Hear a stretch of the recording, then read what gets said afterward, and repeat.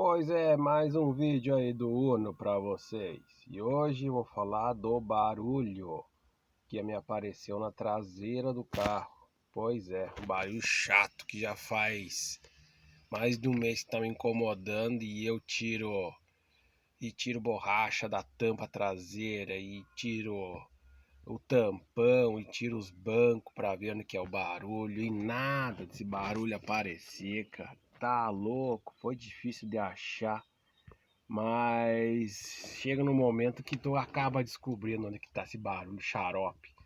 Eu não sei se já aconteceu com alguém, né? Mas vou mostrar hoje pra vocês aonde que tava o barulho que fica fazendo lá atrás, tipo enroscando em alguma coisa. Parecia barulho de bucha de bandeja, mas na verdade não era. Quase que eu troquei as buchas da bandeja achando que era.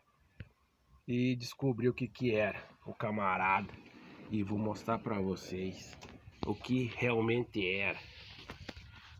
Por incrível que pareça, a gente acha que é uma coisa e é outra. O cara tá bem escondidinho aqui, ó. Isso mesmo, é espia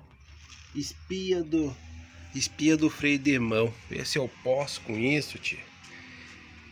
A espia do freio de mão que tava fazendo barulho, enroscando lá numa latinha que tem ali.